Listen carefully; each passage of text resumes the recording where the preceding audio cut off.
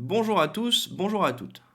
Si j'évoque le cinéma et que vous n'êtes pas familier avec la science, vous pouvez penser à tort que la recherche sur ce média ne consiste qu'à se mettre dans son canapé et à regarder des images bouger à 24 images secondes. Pourtant, étudier le cinéma, comme tout autre support visuel, requiert une expertise qui demande la même rigueur qu'un historien qui étudie les entreprises de cosmétiques, au hasard, ou un neuroscientifique qui analyse Parkinson. La science est une méthode qui permet d'analyser ce qui nous entoure, et il est important de s'en rappeler. L'étude de l'image, la mettre dans son contexte et comprendre en fonction des techniques utilisées est un exercice qui est essentiel dans une société où nous sommes gavés de vidéos, de photos qui nous sont souvent balancées sans contexte. Alors, qui de mieux qu'une scientifique de l'image pour en parler? Alors, c'est le cas de notre invitée aujourd'hui, Hélène Gaudin, doctorante en cinéma qui travaille sur deux cinéastes, Manuel de Oliveira et Luis Buñuel. C'est bon, je les ai bien prononcés? Oui, oui. Étudier ces deux cinéastes qui ont raconté toutes sortes d'histoires grâce à leurs films, des années 1920 jusqu'en 2014 pour De Oliveira, permet d'appréhender la société et son évolution. Je ne vous en dis pas plus, Hélène le fera bien mieux que moi. Bonjour Hélène Gaudin, comment vas-tu? Bonjour Simon, bah écoute, ça va bien, merci. Avant de commencer et afin d'être transparent pour les gens qui vont écouter ce podcast, je me permets un petit avant-propos. Il est évident que cet échange a pour seule vocation d'apporter des pistes de réflexion et n'a pas la prétention de faire croire que nous apportons une vérité universelle. Donc toi Hélène, tu es doctorante en cinéma à l'université Grenoble-Alpes dans le laboratoire Lit et Art et à côté de ta thèse, tu es administrative du Maudit Festival à Grenoble. De plus, nous nous connaissons, c'est la raison pour laquelle je me permets de te tutoyer. Sachant tout ça, nous pouvons commencer. Cet entretien sera enregistré et sera diffusé sur Internet. Est-ce que cela te va? Pas de problème. Super. Alors, la première question que je voudrais te poser, c'est sur ton parcours. Qu'est-ce qui t'a donné envie d'étudier le cinéma? Alors en premier lieu, c'est la passion, évidemment. Le cinéma, c'est une passion depuis très très très longtemps. J'ai vraiment commencé à m'intéresser au cinéma, j'avais peut-être une douzaine d'années. Et au départ, c'était pas du tout ce que je voulais faire, hein, travailler dans le cinéma ou travailler dans la recherche en cinéma. C'est venu plus tard, c'est vraiment venu à la fac. Et à partir de là, ce qui s'est développé et qui me nourrit encore aujourd'hui, qui me permet de travailler là-dessus aujourd'hui, c'est la curiosité.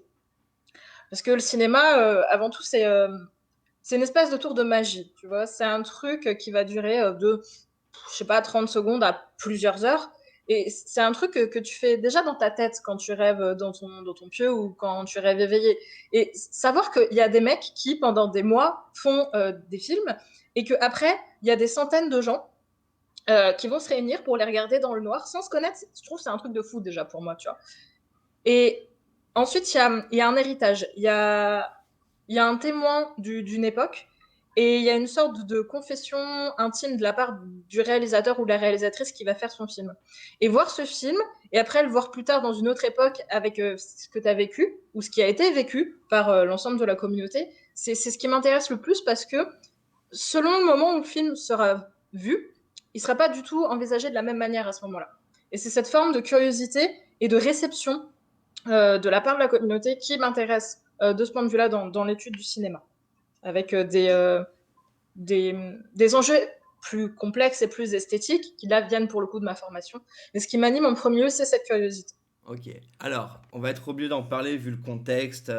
En plus, aujourd'hui, on a appris l'annulation justement de l'édition 2021 du Maudit Festival. Et je souhaite évacuer cette question, comme ça on en parle une bonne fois pour toutes. Mais ça pose quand même des questions intéressantes, la crise du Covid et le cinéma. La crise sanitaire a accéléré un processus de mutation de la distribution des films. Et toi, quel est ton regard sur les changements de la distribution de ton média? Honnêtement, de la curiosité, parce que je suis toujours extrêmement curieuse de voir comment vont se passer les choses, parce que c'est vraiment dans des contextes de difficulté que les distributeurs, les grands distributeurs comme les distributeurs indépendants vont déployer des trésors d'imagination pour faire connaître le cinéma. Alors, est-ce que ça s'est accéléré? Non, je pense pas, parce que bah, forcément, tout s'est mis un peu en pause en fait ces derniers temps.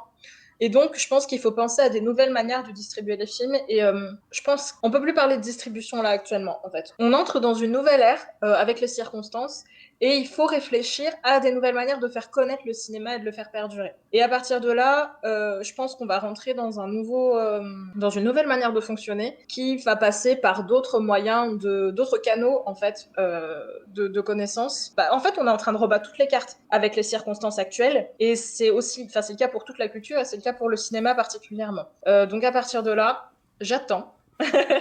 avec une grande curiosité de voir comment ça va se passer parce que j'espère qu'on pourra toujours continuer de voir des films et que ça va pas porter préjudice aux jolies petites œuvres et petites merveilles qui peuvent se déployer dans le monde, quoi. Super, merci pour ta réponse. Et je partage ta curiosité en tout cas de voir comment ça va évoluer tout ça. Tu travailles sur deux films pour ta thèse, donc de Luis Buñuel pour Belle de jour et film de Manuel de Oliveira, Belle toujours. Et ça veut dire quoi étudier un film en tant qu'universitaire, en tant que doctorante? Déjà, étudier une œuvre en tant qu'universitaire, c'est la faire connaître. Parce que tu es obligé, quand tu t'inscris en doctorat, de travailler sur quelque chose qui n'a jamais été fait avant toi. Donc, c'est d'abord un processus de mise en lumière d'une œuvre au sein d'un contexte particulier, dans un pays particulier donc, qui est le nôtre, et selon un angle particulier que tu choisis.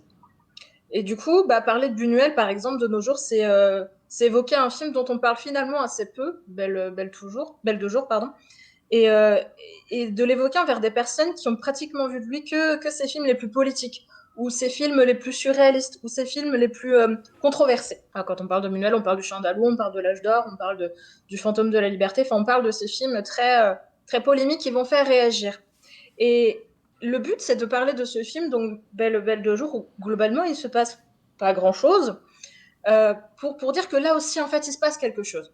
Pas forcément quelque chose qui va sauter aux yeux, pas forcément quelque chose qui va être controversé, mais il va se passer un truc. Et parler d'Oliveira aujourd'hui, c'est rappeler que cette illustre personne, quand même, a traversé tout le XXe siècle en faisant du cinéma jusqu'à sa mort, parce qu'il y a un film qui est sorti de manière posthume en 2016, qu'il avait tourné dans les années 80. Il avait demandé à ce qu'il soit sorti quand il serait plus de ce monde.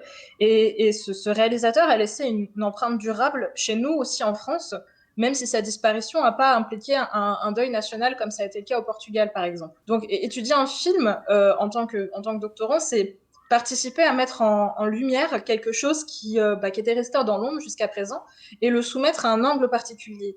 Et c'est vrai que quand j'ai vu ces deux films, Belle de jour et Belle toujours, pour moi, ça a été, pas le coup de foudre, mais ça a été essentiel pour moi de se dire, voilà, ces deux films discutent ensemble à 40 ans d'écart. Et c'est un truc de fou, en fait, parce que c'est un film qui a été réalisé, Belle de jour a été réalisé en 67, Belle toujours est sorti en 2007, 40 ans plus tard. Et enfin, c'est quand même deux films qui racontent l'histoire d'une femme qui, parce qu'elle s'ennuie dans son mariage, décide d'être prostituée. Quand tu fais ça en 67 et quand tu fais ça en 2007, ça n'a pas du tout, mais alors pas du tout la même résonance. Je dis pas quand on est doctorant, on est là pour critiquer la société parce que c'est un peu facile et puis c'est pas toujours vrai.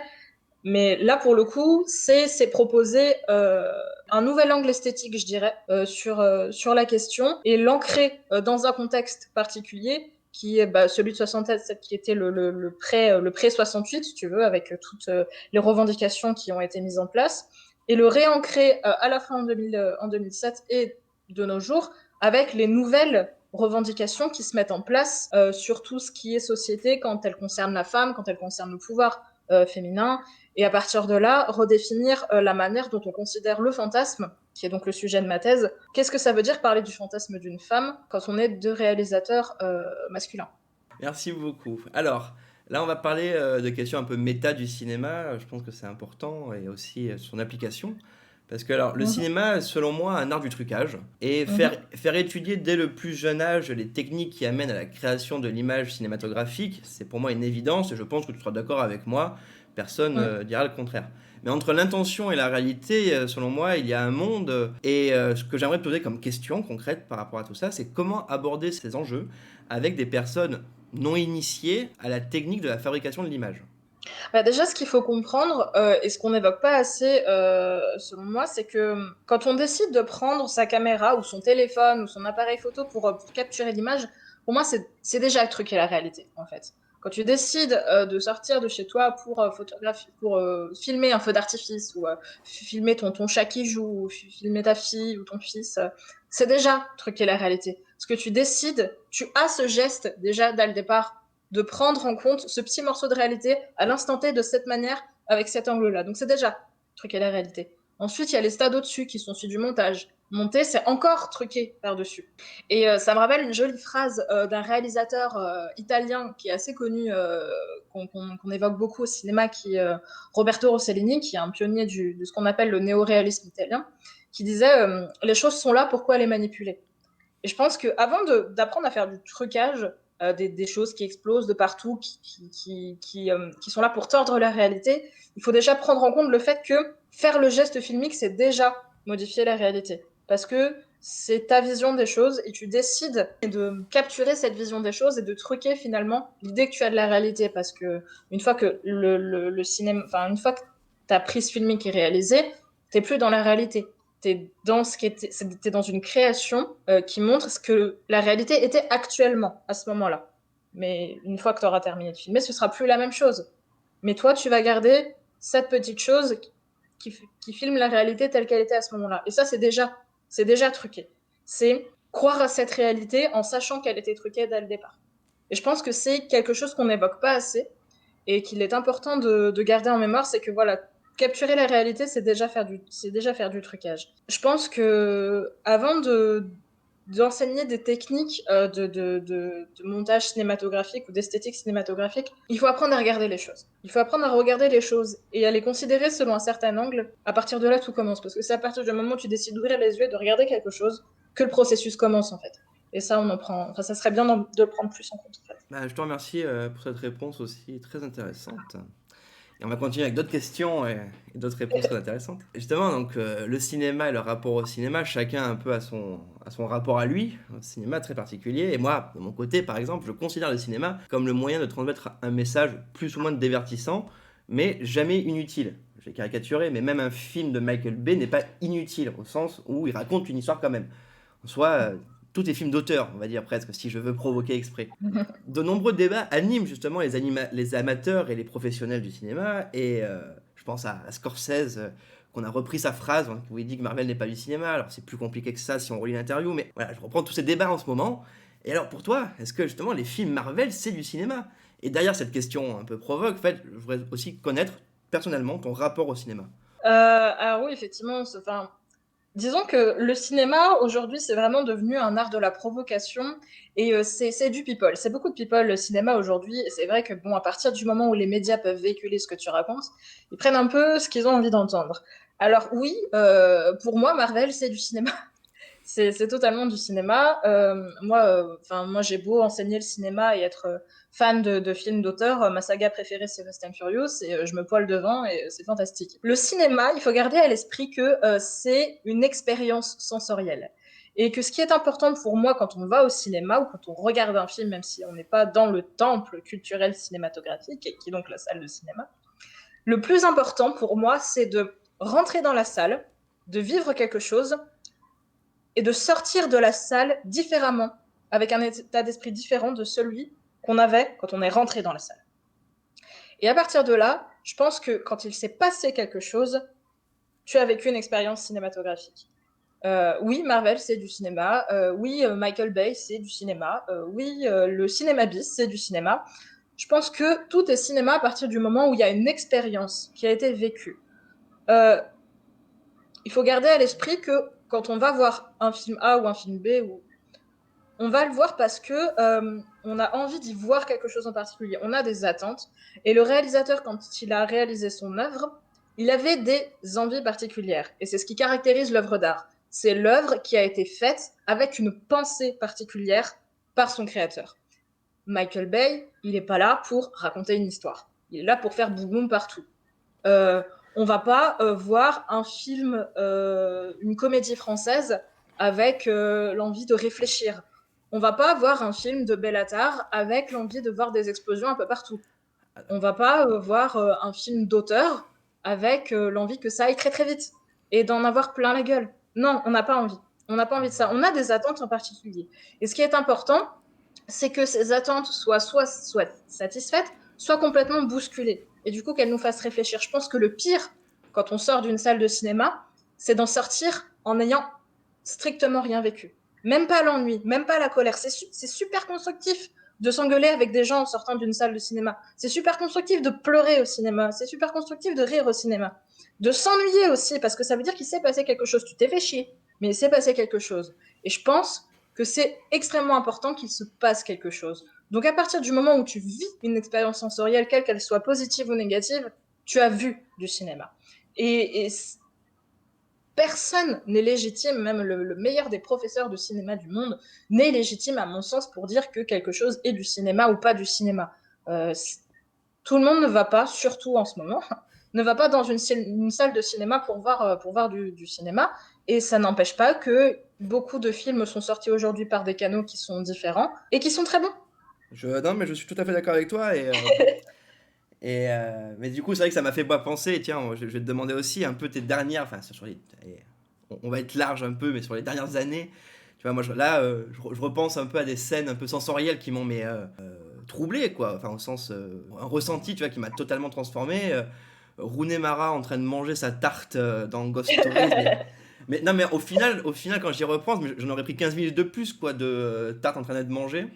Et pourtant, sur le moment, c'était assez perturbant. Tu vois, où je pense que ce qui m'a le plus marqué ces dernières années, c'est dans le film The Square de Östlund, je pense que je l'ai prononcé très Mm. très mal son nom, la scène du gorille, enfin, de l'acteur qui joue un gorille, qui m'a mis une clacasse internationale.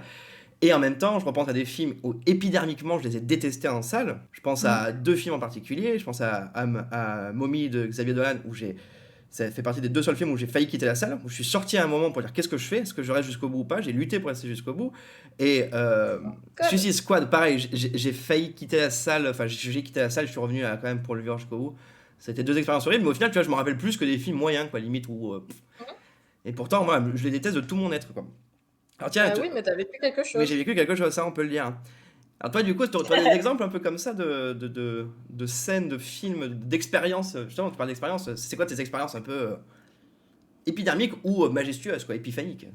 Alors, moi, c'est compliqué parce que je suis très bon public et je suis quelqu'un d'extrêmement sensible et je suis quelqu'un qui va avoir tendance à très facilement pleurer au cinéma, qui va avoir tendance à très facilement rire et avoir des réactions extrêmement fortes. Alors, bah, comme toi, bah, on en a déjà parlé, hein, j'étais très, très, très, très marquée par Ghost Story parce que il se trouve que j'ai un rapport particulier deuil et donc j'ai été forcément frappée. Et les 30 dernières secondes de Ghost Story font partie des séquences les plus épidermiques pour moi du cinéma ces dernières années. J'ai été marquée par The Square aussi, mais pas par la scène dont tout le monde parle. Je me souviens de cette scène où les deux protagonistes se disputent dans le musée. Et il y a une œuvre à ce moment-là qui est en place et elle construit des trucs. Enfin, il y a une espèce de monde charge, je sais plus trop quoi, qui construit des trucs et le but c'est de la détruire en fait à chaque fois. Et ça fait un bruit monstrueux. Et ils sont en train de se disputer. Mais ça dure 5 minutes, c'est super long. Et pendant ce temps, t'as ce truc qui se construit, qui se détruit, et c'est chiant, t'as envie de te retourner, de dire, mec, mais ta gueule, j'écoute. Et tu peux pas, parce que bon, t'es au cinéma, tu peux pas lui dire ta gueule. Mais ça m'a, j'ai encore en tête le bruit qui retentit. Et puis bon, bah, bien sûr, il y a un procédé esthétique particulier qui dit, bon, bah voilà, ça se détruit autour d'eux comme eux se détruisent. Effectivement, il y a il y a une signification esthétique très très forte, bien sûr, et chacun prend celle qu'il veut. Puis bon, bah, c'est une palme d'or, donc à partir de là, il y a un postulat qui est demandé, qui est rempli. Mais moi, je vais au cinéma effectivement pour vivre des réactions comme ça très très fortes. Et j'y vais. Bon, bah, des fois, je me fais chier, ça arrive. Hein, des fois, je m'endors au cinéma, ça m'est déjà arrivé. Ça m'est Des fois, je arrivé. quitte la salle de cinéma, ça m'est effectivement arrivé, mais ça veut pas dire qu'il s'est rien passé. Je pense que, ouais, ce Ghost Story, ça fait partie de... J'ai aussi le souvenir d'un film de... Ah, alors, comment il s'appelle ce film? Je crois qu'il est sorti sous le nom Harmonium en 2016-17. Ouais, oui, oui, C'est un un... film japonais, non? Oui, c'est un film d'un réalisateur japonais qui s'appelle Fukada, je crois. Ouais, et qui Euh, raconte l'histoire d'un tueur qui revient, tout ça, non, enfin, ouais, c'est ça. qui a failli tuer un enfant, Ouais, qui est du coup tétraplégique, je crois, enfin paralysé, et il ouais, c'est revient ça. travailler là où il y a eu, enfin tout le drame, ouais. C'est ça. Je me rappelle, Ouais, en ouais, plus, il ouais, était c'était en sorti en début d'année. 2016-2017. Il était sorti en début d'année, c'était très très bien pour le mois de janvier, pour se réchauffer un peu. Oui, oui. Mais le pire, c'est qu'un mois après, ou quelques mois après, est sorti Sayonara du même réalisateur, qui raconte l'histoire de la fin du monde, en fait, d'une contrée où, en fait, bah, tout le monde est en train de s'échapper parce que bah, c'est la fin du monde. Et il reste cette petite demoiselle qui est malade et qui veut rester absolument là. Et tout le film parle de cette fille, en fait, qui veut absolument rester dans sa petite maison alors que tout le monde est en train de partir et t'as le monde en décomposition tout autour d'elle. Et Le film est marquant parce que l'un des personnages du film, c'est un robot. C'est un robot qui est en fauteuil roulant. Et donc tout le film est basé là-dessus. Et à un moment donné, bon, bah, cette fille s'endort et ne se réveille pas. Et il y a un plan très long, elliptique, où on voit le temps passer. Et en fait, bah, comme tout le monde est parti, personne ne vient récupérer son corps. Et t'as son corps qui se décompose petit à petit pendant 5 minutes. Et t'es là, ok, qu'est-ce qui va se passer? Et ouais, franchement, ouais, Fukada, ça a été vraiment deux grosses surprises pour moi à ce moment-là, coup sur coup, parce qu'il les a sortis, il a sorti les deux films à la même année. Et Harmonium m'avait frappé de la même manière, sans mauvais jeu de mots, parce que au moment où tu crois que le pire est arrivé, il y a encore pire. C'est-à-dire que la petite fille qui était poursuivie n'est pas morte. Elle est pas morte, elle est là, elle est paralysée pour le restant de ses jours.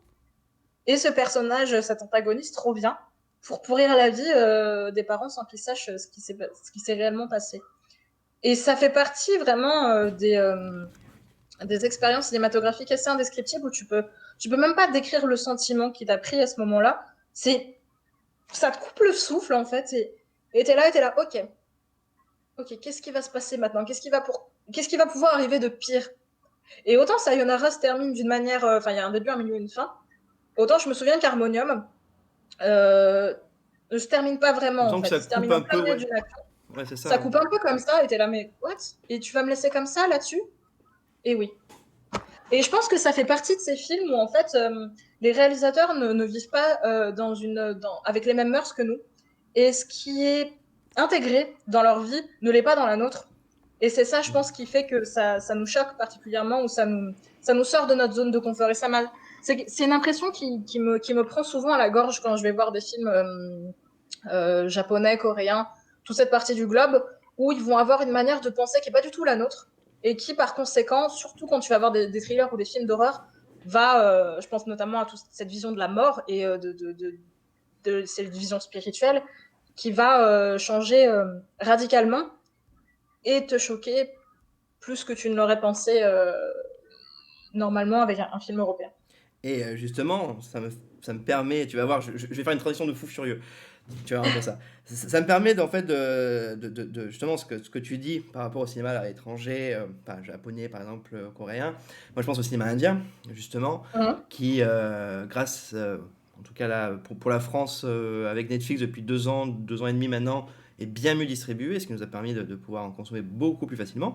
Et je pense à deux œuvres qui ont été créées là, ces dernières années par Netflix, produites par Netflix avec des réalisateurs indiens, dont une qui s'appelle Ghost Stories, justement, qui est une anthologie de 3 moyens métrages d'horreur, et Mhm. autour justement autour de l'horreur, mais vue, donc pour parler des réalisateurs indiens, du mort-vivant, du fantôme. Et c'est très intéressant Mhm. de voir, en fait, autour de figures qu'on connaît, quoi. Le zombie, en soi, on connaît, mais Mhm. quels éléments va être pris en compte, qu'est-ce qui fait peur, on va dire, dans une autre culture. Et ça me Mhm. permet de parler de Netflix, justement, qui, bon, pour le coup, par exemple, pour le cinéma indien en France, là, du coup, a fait beaucoup de bien. Et j'ai une question Mhm. par rapport à tout ça, parce que Netflix, Amazon Prime, YouTube, et tout plein, du coup, de nouveaux distributeurs, on va dire, Internet, euh, commencent à produire du cinéma, en distribuer. Et est-ce que, pour toi, il faut faire une opposition entre les films pensés pour les médias Internet et les films pensés pour une diffusion sur grand écran, où cette question ne doit même pas avoir lieu et ça reste du cinéma? Alors, je pense que c'est une question délicate. C'est une question délicate, surtout d'autant plus parce que on fait cette discussion, on a cette discussion alors qu'on vient d'annoncer l'annulation du festival parce qu'on a refusé de le faire en ligne pour des raisons et des valeurs qui nous sont propres. Mais je pense que c'est un questionnement à voir, mais faut pas que ça fasse spécifiquement polémique. Beaucoup de personnes crachent énormément sur les plateformes en ligne en disant que c'est la mort du cinéma. Non, en fait, non. Euh, Souvent, ce genre de personnes qui crachent là-dessus oublient que de, dans beaucoup d'endroits du monde, en fait, on distribue le cinéma pour qu'il soit regardé à la télévision. Je pense notamment à l'industrie nigérienne, le Nollywood, ce qu'on appelle le Nollywood, qui fait partie des 3 premières industries de distribution au monde, distribution de films. Et cette industrie distribue des films par paquet de CD. Ça passe même plus au cinéma. Les mecs vont plus au cinéma là-bas parce qu'ils ont peur de se faire casser la gueule et de se faire brûler leur voiture. Parce que tout ce qui est activité criminelle et gang est extrêmement présente au Nigeria, forcément. Et pourtant, on parle de personnes là-bas qui font 50 films à l'année. Donc non, ça tue pas parce que, bah, notamment dans ce pays-là, les gens, ils impriment des petits CD, ils les emballent par paquet de 10, et les gens, ils se réunissent, ils regardent ça à la télé, ils en voient 5 ou 6 par semaine, ils sont 50 autour de leur télé, et ils s'éclatent en fait. Il n'y a pas d'opposition, il n'y a pas de réunion, bien sûr, parce qu'on ne peut pas dire qu'un film produit pour Netflix, pour le petit écran, euh, produira la même expérience qu'une expérience cinématographique sur un écran de 4 mètres de large. Bien sûr, c'est pas la même chose. C'est pas la même chose que de se poser à 150 personnes inconnues dans le noir pour regarder un film, ou de se poser 15 autour d'un écran de téléphone dans la cour du collège pour regarder un film qu'on aura piraté sur Internet. Donc c'est pas la même chose, bien sûr que non. Mais de là à les opposer, je pense qu'il y a une expérience qui se vit de toute manière. Moi, mes expériences cinématographiques les plus fortes, c'est les moments où j'ai vu des films qu'un copain m'avait passé, qui les avait eus par des canaux particuliers, on va dire, des films qui étaient sous-titrés en des langues que je n'aurais jamais compris de toute manière, et que je regardais à l'époque, on pouvait les regarder sur nos iPods, et tu le regardes sur un écran qui fait 3 mètres, qui fait 3 cm sur 2, et tu kiffes ton truc, parce que tu vis quelque chose.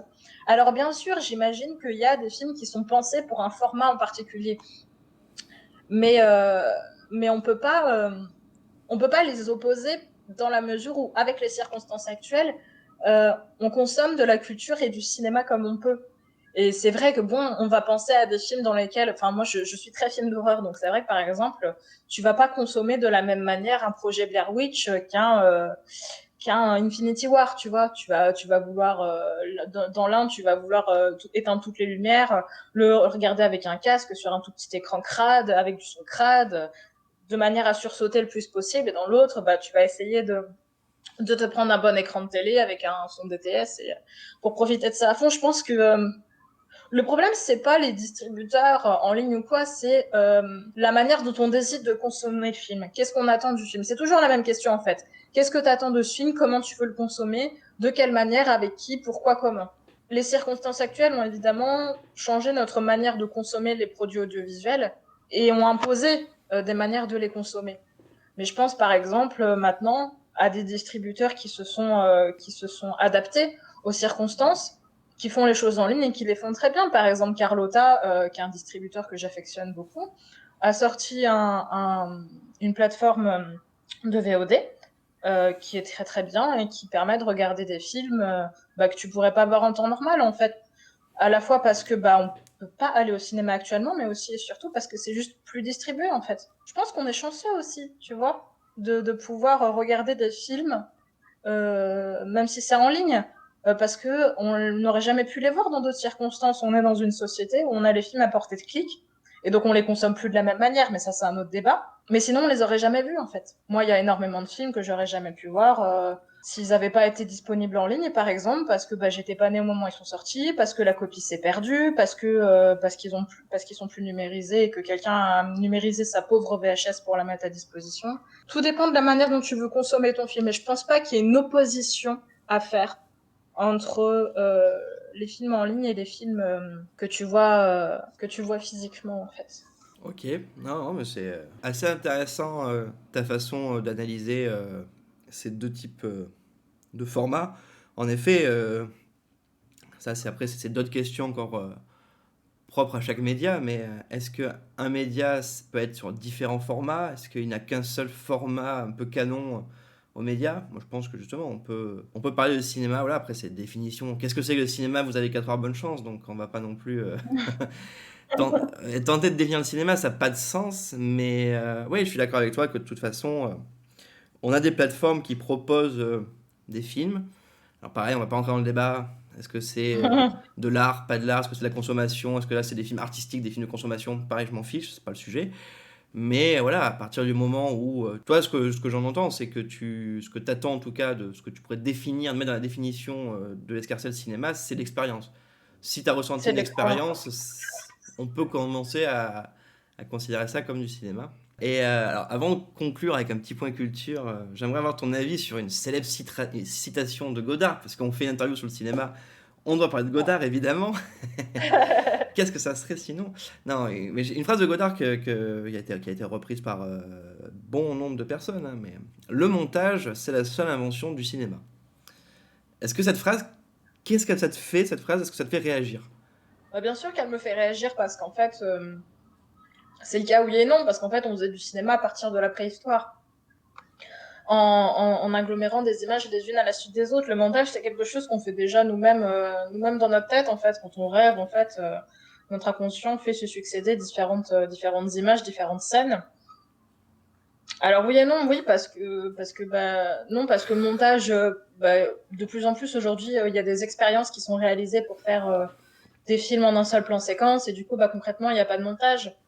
Il n'y a pas de montage, oui et non. Il n'y a pas de montage parce qu'il n'y a pas de cut. Non, c'est pas comme ça qu'il faut le voir, je pense. Euh, je pense que le cinéma, en fait, je dirais pas qu'il a inventé le montage, mais disons qu'il a choisi cette manière de faire pour réussir à rendre compte de quelque chose dont il fait partie des seuls médias à posséder, qui est rendre compte de l'instant présent. Et le cinéma, c'est vraiment un art du temps. Et avec le montage, il a réussi à faire en sorte de montrer des choses autant qu'il décidait de les montrer. De produire des ellipses, de produire des sauts dans le temps, de produire des retours dans le temps simplement avec une coupure dans la pellicule. Cette dite invention, comme on peut en parler de manière moderne, c'était simplement au départ une contrainte. Une contrainte qui était celle de la pellicule. À un moment donné, il s'arrêtait, fallait la changer. Et en fait, à partir de là, je pense qu'il y a toute une esthétique qui s'est développée, qui est celle de, ouais, on peut faire des choses. On peut faire des choses avec cette contrainte. Et cette contrainte est devenue une force. Et cette force, les cinéastes s'en sont emparés pour réaliser quelque chose qui est justement rendre compte de cette actualité à cet instant présent. Après, est-ce que c'est la seule invention du cinéma? Je ne sais pas, parce que j'ai pas assez vu de films probablement, et personne n'a vu assez vu de films pour se rendre compte du fait que ce soit la seule invention ou non. Mais en tout cas, je pense que si c'est pas sa plus grande invention, sa seule invention, c'est sa plus grande force, parce que il suffit pas de cutter pour faire du montage. On peut monter simplement en changeant de lieu, en changeant de regard, en changeant d'angle, en changeant de pièce. Enfin, il y a des réalisateurs qui arrivent à agencer leur mise en scène de telle sorte qu'on ait l'impression qu'il y ait du montage alors que pas du tout. Il est très facile de cacher un cut dans un noir, mais ça peut aussi être simplement un noir. On peut éteindre la lumière et couper à ce moment-là, ou ne pas couper du tout. En fait, c'est un tour de magie supplémentaire dans ce grand média onirique. Alors, c'était une très belle, une très belle fin une très belle fin d'explication. Alors, voilà, une petite dernière question. Est-ce que tu aurais un objet, un produit culturel qui n'a pas de rapport avec le cinéma, sinon ça serait beaucoup trop facile, dont tu aimerais voilà, nous parler, nous faire part, un truc que tu as pu lire, que tu as pu entendre, jouer. Ah, c'est compliqué. Ben oui, c'est ça le but du jeu. Pas parler du cinéma. Je peux parler de mon chat, mais c'est pas un produit culturel. De quoi je pourrais parler j'ai décidé de prendre des vacances récemment. Et, donc j'ai pu mettre de côté un petit peu ma thèse pour ne pas exploser. Et j'ai lâché un peu le cinéma pour tout dire à ce moment-là, et je suis retournée vers un autre média culturel qui n'en est finalement pas si éloigné, qui est le jeu vidéo. Et ça me manquait beaucoup. Ça me manquait beaucoup. Et j'y suis retournée ouais, très récemment parce qu'on on m'a offert The Last of Us 2. Et donc j'ai recommencé à me replonger dans le jeu vidéo à ce moment-là. Alors bien sûr, il y a toutes ces histoires de est-ce que le jeu vidéo c'est du cinéma, avec toutes ces histoires de cinématiques et de narration dite de couloir où tu as juste à suivre un scénario et puis il se passe des trucs et ça t'arrive sur la gueule et tu choisis et tout. Et ouais, j'ai repris avec The Last of Us 2 et avec Wolf Among Us, que j'avais beaucoup aimé à l'époque où je l'avais fait pour la première fois. Et, euh, et ça fait du bien. Ça fait du bien de voir les choses qui évoluent. C'est comme le cinéma, en fait. Ça fait du bien de voir des choses qui évoluent et en même temps de retourner un petit peu aux sources avec ce qui t'avait fait plaisir à ce moment-là, avec l'envie de s'échapper, en fait, de s'échapper de la réalité pour te créer une autre vie, en fait, avec un autre personnage qui te ressemble pas du tout qui vivra une vie que tu ne vivras jamais toi, et heureusement, parce que bon, j'aimerais pas trop être à la place des protagonistes de ces deux jeux vidéo-là.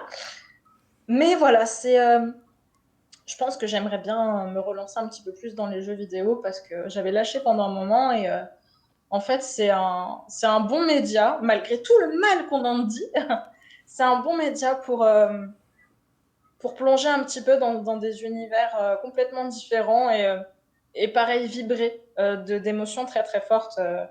Last of Us, je ne l'ai pas fini encore. Je pense que je ne le finirai pas tout de suite. Parce que ça a beau être un jeu vidéo, ça frappe très très fort quand même.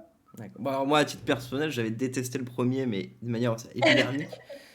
Mais pour un tas de raisons de gameplay, de game design et de level design qui sont aux fraises. Alors, je t'avoue que le 2, j'ai même pas fait l'effort de m'y pencher. Par contre, Ah bah chacun, Wolf Among Us, excellent jeu de narration, justement. tout à fait. En effet. Bah écoute, merci pour tes recommandations, hein. Toujours disponible à la vente chez Micromania et à la Fnac. Tout à fait. Écoute, merci Hélène, merci beaucoup de t'être prêtée à ce jeu. Alors je rappelle tes réseaux, on peut te retrouver sur Twitter, sur @LN et les filles. Euh, et on peut te retrouver aussi sur les réseaux du Maudit Festival, j'imagine. Oui, oui, tout à fait. Ouais, je travaille dans la communication du festival Donc, avec mes acolytes. donc du coup, pareil, Twitter, Facebook, Instagram, j'imagine, tout ça, tout ça. Tout ça, tout ça. Tout ça, tout ça. Parce que même si malheureusement cette année c'est reporté, j'ai pas envie de dire annulé, c'est reporté. C'est pas exactement reporté, mais en tout cas, on va faire en sorte d'être présent cette année, Voilà. malgré les circonstances. On va Suivez faire ce ça. festival parce que ça vaut le coup.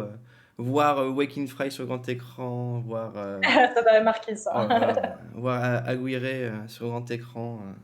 C'est quand même grâce à des festivals comme ça qu'on peut le faire encore aujourd'hui. Et on pourra le faire. Faut juste Oui. être patient et on va s'en sortir. C'est ce qu'il faut se dire.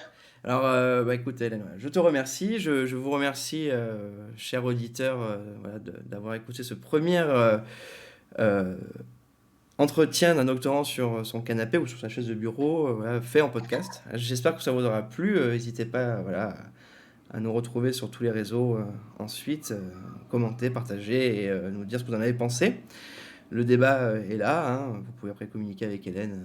Si vous voulez parler de cinéma, voilà, son Twitter est ouvert. Voilà.